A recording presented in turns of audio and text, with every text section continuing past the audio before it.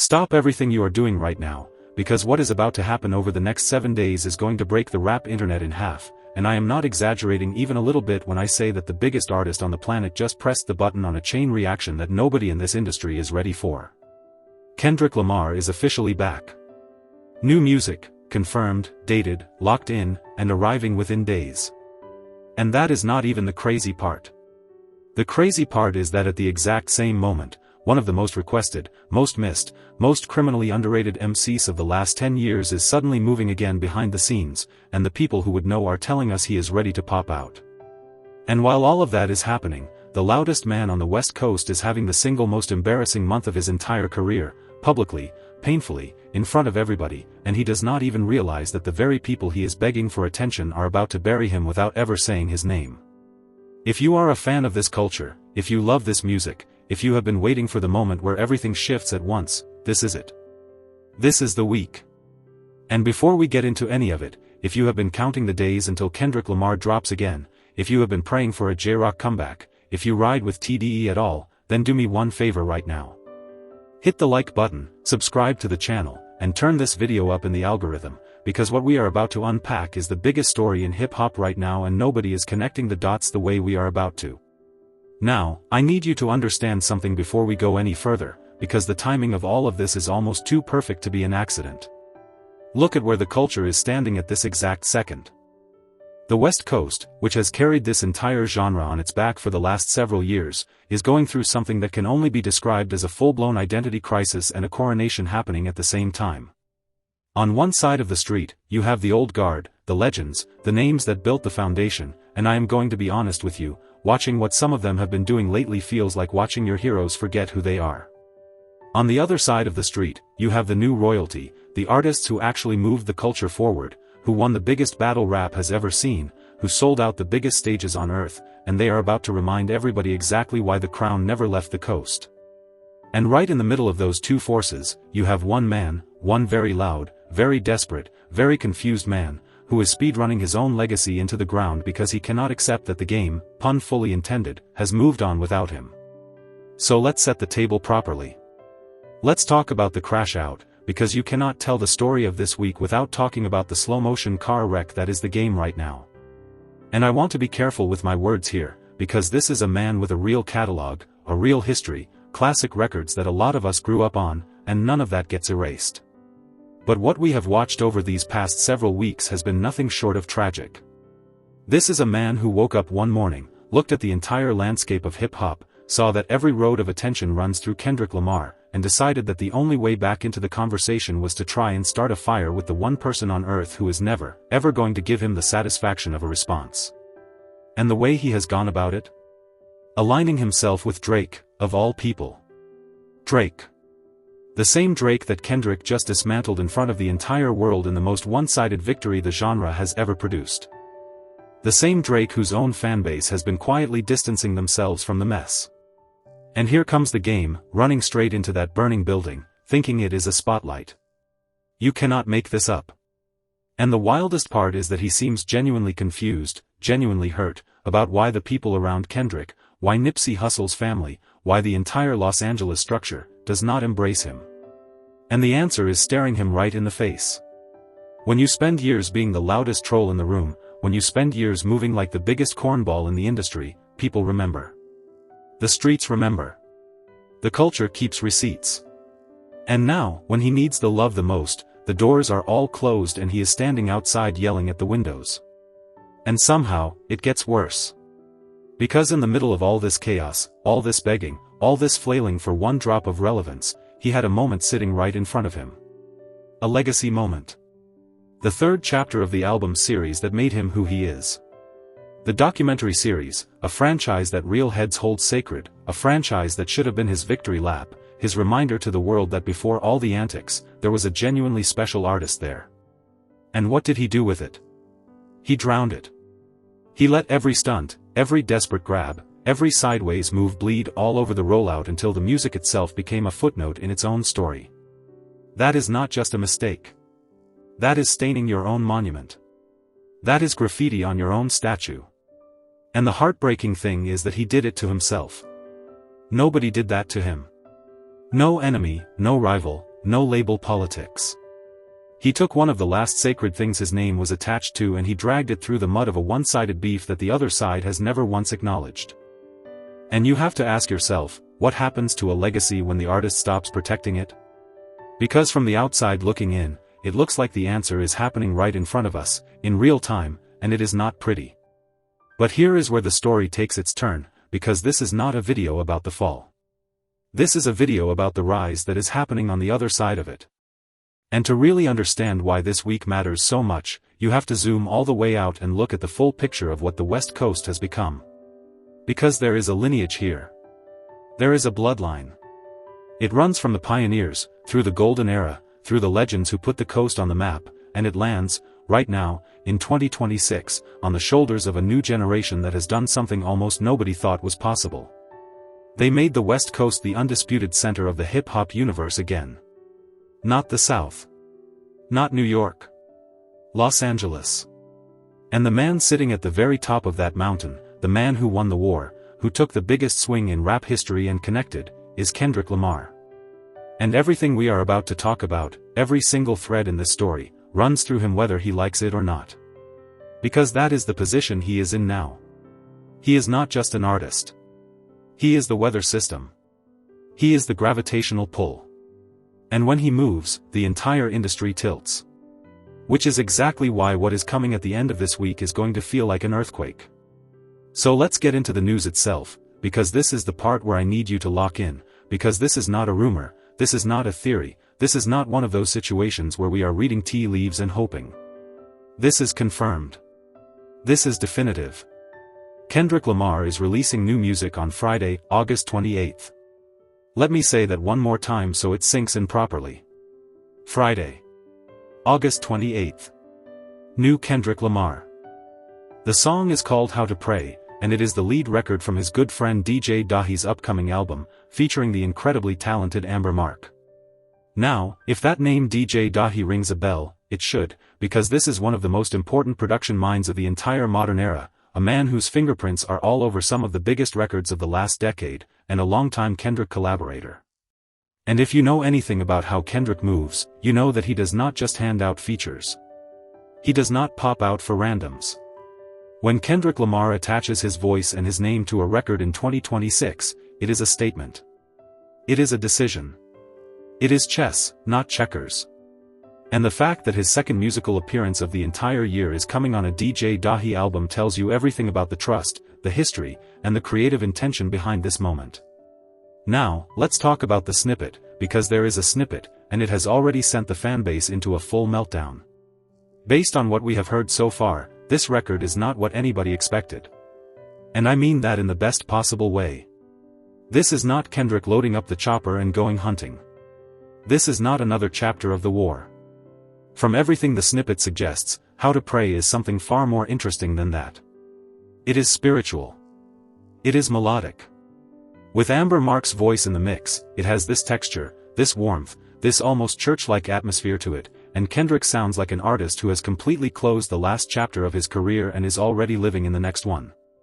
And that, right there, is the detail that should terrify everybody who has been screaming his name for months. Because think about what this means.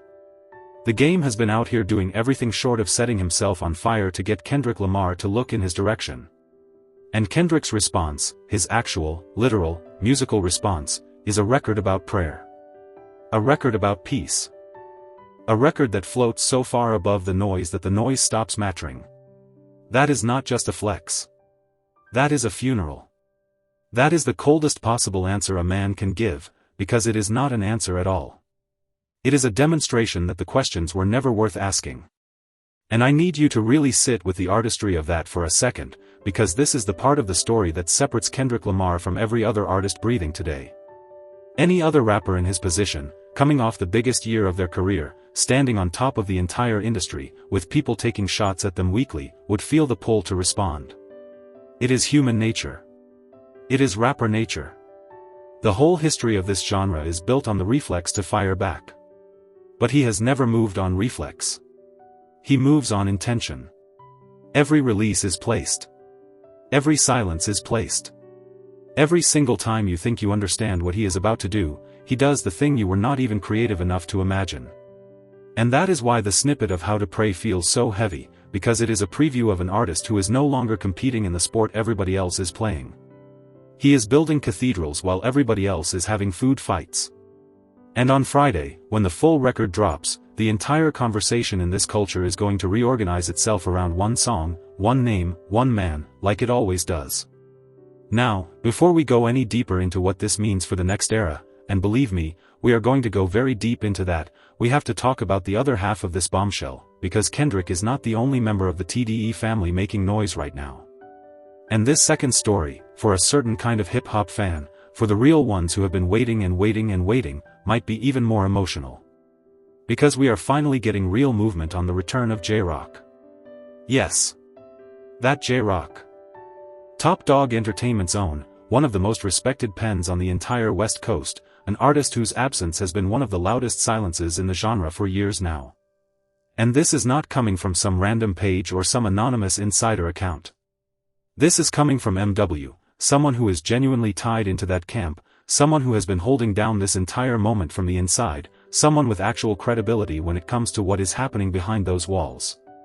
And what MW shared, in his own words, is that he just heard some of the craziest snippets, that J-Rock is ready to pop out, that the squad is active, that the energy around that whole camp is moving like something is about to happen.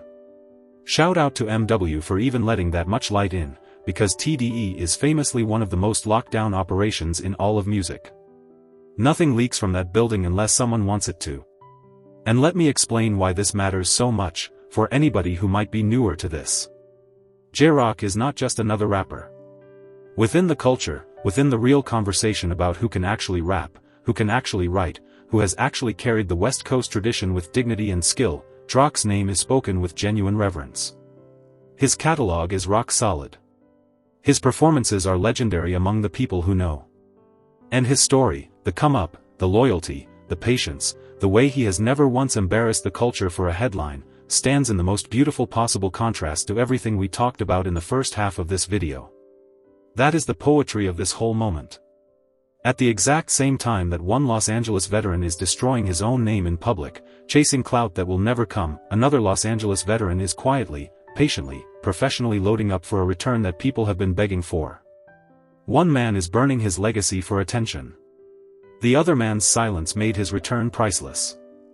If you do not understand why the culture embraces one and rejects the other, that contrast right there is the entire answer. And when you start pulling the camera back even further, the picture gets almost spooky, because it is not just Kendrick and it is not just J-Rock. Look at the whole board. We literally just got a brand new Nipsey Hussle album, and it is genuinely excellent, a real body of work, and if you have not run that back yet, you are doing yourself a disservice. We have AZ, Chike and Tyler, the creator, dropping new music on the exact same day that Kendrick lands. We had YG move earlier this year with real momentum. Everywhere you look, from the legends to the new wave, from the fallen soldiers to the reigning champions, the West Coast is moving like one single organism right now. It feels coordinated. It feels spiritual. It feels like the entire region collectively decided that the era of defending the crown is over, and the era of expanding the kingdom has begun. And when you line all of that up, the Nipsey release, the new generation surging, J-Rock stirring, and Kendrick Lamar himself walking back into the building, it is impossible not to feel like we are watching the opening sequence of something massive. A TDE close to 2026. A full run into 2027. The pieces are on the board.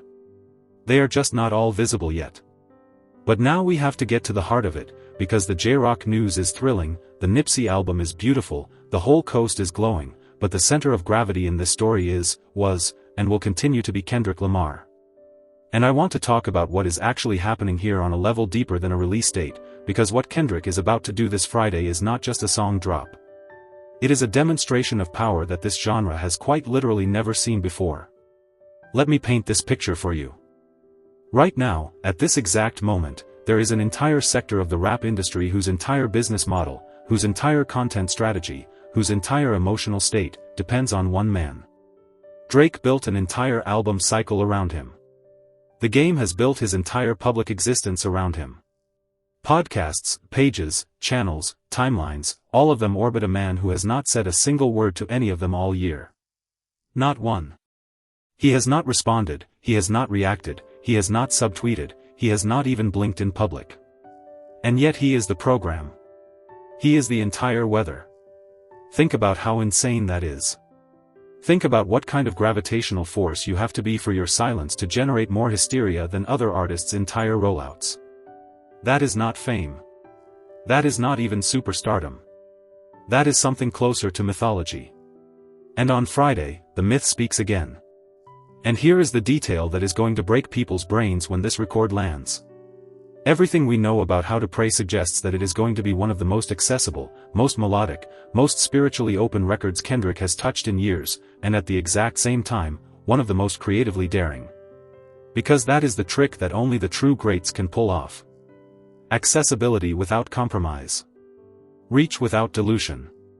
This is a man who just came off a run where he gave the culture the biggest anthem of the decade, performed on the biggest stage in American entertainment, collected the kind of hardware that ends arguments permanently, and instead of running that formula back, instead of giving the market more of what it already proved it wants, he is about to hand the world a song about prayer, built on warmth and melody, featuring an R&B vocalist on his friend's album. That is an artist moving with total freedom. That is what it looks like when someone has absolutely nothing left to prove and everything left to explore. And the irony is so thick you could cut it with a knife, because while the game is contorting himself into a pretzel trying to make himself the story, Kendrick is about to become the entire story by doing the one thing the game could never do, which is make people care without begging them to. Now let's talk about the reactions, because we need to be prepared for what Friday is actually going to look like. The second this record touches streaming, the timeline is going to detonate. You are going to see grown men having full emotional breakdowns over a song they have not even finished listening to. You are going to see think pieces, reaction videos, breakdown threads, bar analysis, theory crafting, all of it, flooding every platform simultaneously. And you are going to see something else too, something we have learned to expect in the Kendrick era, which is the hate. The absolute fits that certain corners of this internet throw every single time this man succeeds at anything. Because that is the other side of this phenomenon. Kendrick Lamar does not just inspire love. He inspires a very specific, very loud, very revealing kind of resentment, the kind that comes from watching someone win so completely, so repeatedly, with so little visible effort, that it starts to feel personal to people he has never met. And Friday is going to trigger all of it. The lovers are going to celebrate. The haters are going to spiral. The drama merchants are going to manufacture outrage out of thin air. And through all of it, Kendrick will do what he always does. Nothing. He will say nothing, post nothing, acknowledge nothing, and the song will do numbers that end careers, and the whole cycle will prove, once again, that his name alone carries more weight than everybody else's noise combined. And this is the part where I have to speak directly to the elephant in the room, because I know a section of y'all are watching this waiting for me to tell you that Kendrick is finally going to address the game on wax. That there is some hidden diss tucked into this record. That Friday is going to be the day the response finally comes. And I am going to tell you right now, with full chest, let that go. Let it go completely. Unless the game does something genuinely significant, something that actually rises to the level of requiring attention, and nothing he has done in years comes remotely close, there is no response coming. There is never going to be a response coming. And I need you to understand why that is the most devastating outcome possible for the game, worse than any diss record could ever be. A diss record is attention. A diss record is a lifeline. A diss record, even a brutal one, even a career-ending one, would at least confirm that the game exists in Kendrick Lamar's universe. Silence confirms the opposite. Silence says you are not an opponent, you are not a threat, you are not even an inconvenience. You are scenery. And for a man whose entire recent identity has been built around provoking this exact person, being treated as scenery is a fate worse than any 16 bars ever written. Every day that Kendrick drops music, wins awards, sells out stadiums, and never once looks down, the game's entire strategy dies a little more. And Friday is going to be another funeral he is not invited to but will absolutely be watching. So now we arrive at the biggest question of them all, the question that the entire industry is asking behind closed doors, the question that every label executive, every artist, every journalist, and every fan with a functioning brain is turning over in their head right now. What is the plan? Because nobody, and I mean nobody, believes that this Friday is a one-off. Nobody believes that Kendrick Lamar woke up in August of 2026 and randomly decided to lend a verse to a friend's album out of pure boredom. That is not how this man operates. That has never been how this man operates. Every move is a move toward something. And when you start stacking the evidence, when you line up everything we know, the picture that emerges is the most exciting possibility in all of music right now. Because all signs point to this being the beginning of the next era. The rollout. The real one. The one we have all been waiting for since the confetti settled on the greatest victory lap the genre has ever witnessed. Let's walk through the evidence together, because the dots are all sitting right there waiting to be connected. First, the timing. Kendrick has now made 2 musical moves in 2026, and the second one lands as we are heading directly into the fourth quarter. Anybody who has followed album cycles for longer than 5 minutes knows what Q4 means. That is the season. That is when the giants move. That is when the biggest names in music position themselves for maximum impact, maximum conversation, maximum year-end dominance. And second, and this is the part that does not get enough attention, the calendar has essentially cleared. His schedule, strategically speaking, is now positioned outside of the Grammy eligibility window, which means the runway in front of him is wide open. Now, do I think Kendrick Lamar plans his life around award shows? No. This is a man who has bent award shows around his life, not the other way around. But the structure matters because of what it allows. And what it allows, and this is a detail I find genuinely beautiful, is room for Baby Keem to have his own moment. Room for the family to eat. Think about that.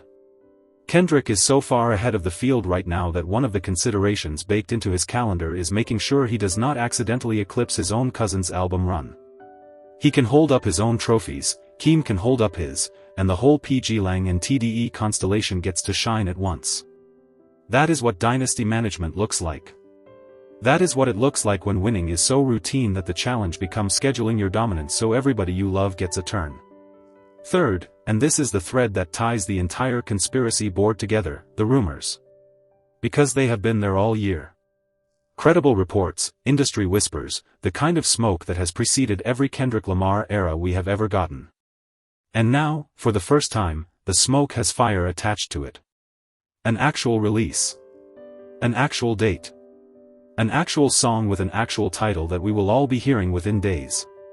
And if How to Pray is what it appears to be, if it is the soft, spiritual, melodic opening note of a new chapter, then what we might be witnessing is the oldest trick in the Kendrick playbook, which is to begin an era from a place nobody predicted, to set a tone so far left of expectations that the entire conversation has to recalibrate before the real rollout even starts.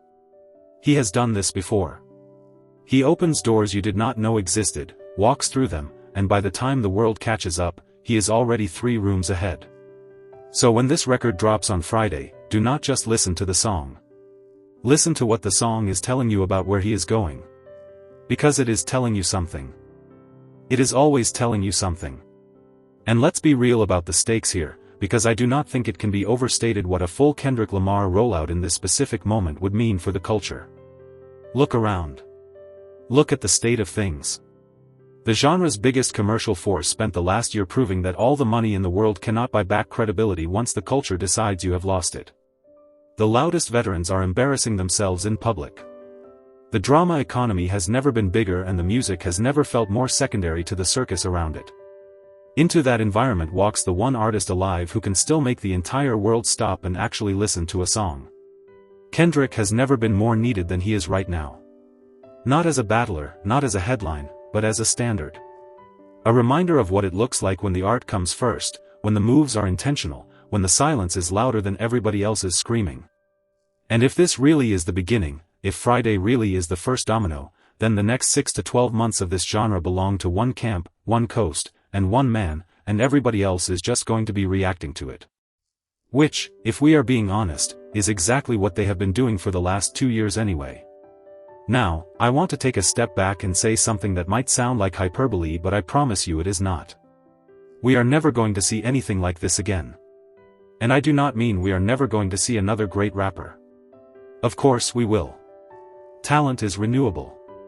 But this specific configuration, this exact phenomenon, an artist who does generation-defining thing after generation-defining thing, who wins at the highest possible level over and over and over again, and yet somehow becomes more controversial with every triumph, not because of what the art says, but because of who is saying it. That has never happened before and it will never happen again.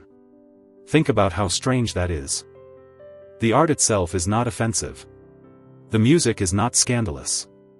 Kendrick Lamar is controversial purely because his excellence makes people feel things they do not want to feel. Envy, inadequacy, resentment, the pain of watching someone stand in front of a crowd of people calling him every name in the book and keep rising anyway. He carries a weight that almost nobody in the history of this medium has ever carried, the weight of being simultaneously the most celebrated and the most begrudged figure in the entire space. And he carries it without ever flinching, without ever complaining, without ever once stepping out of character to address the noise. That is not just greatness. That is a one-of-one psychological phenomenon, and we are all lucky enough to be watching it in real time, even the people who hate it.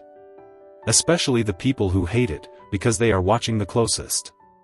So here is where we land.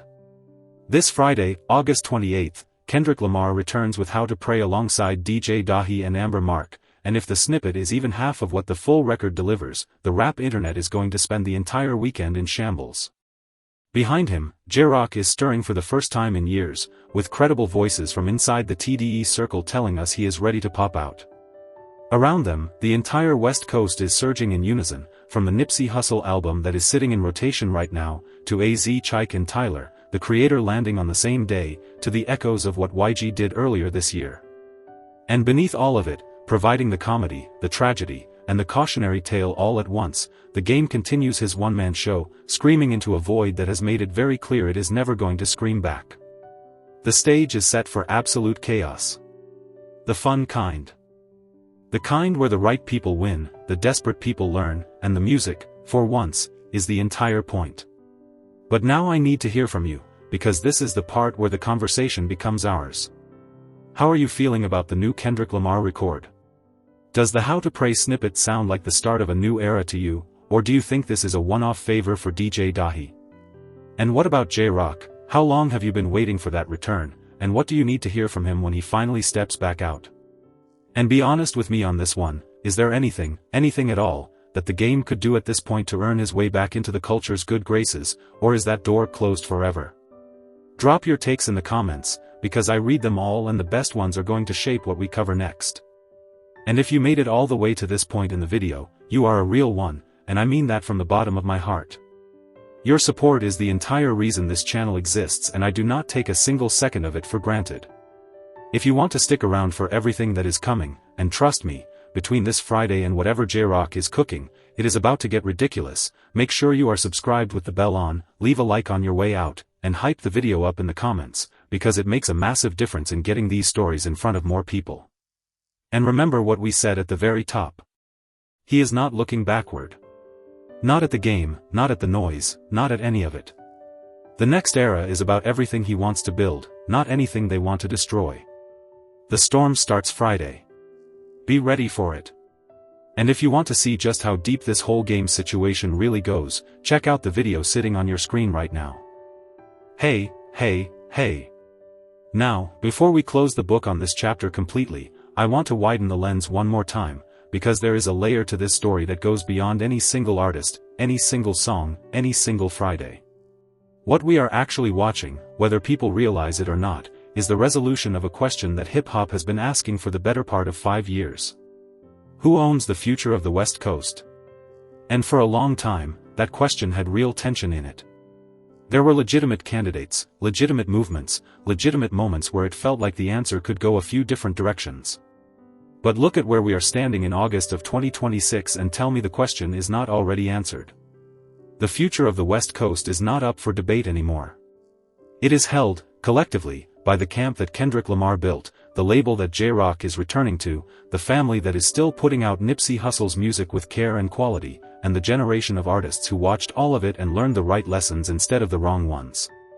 And I want to talk about those lessons for a second, because I think they are the actual moral of this entire story, the thing that every young artist watching this week should tattoo on the inside of their eyelids.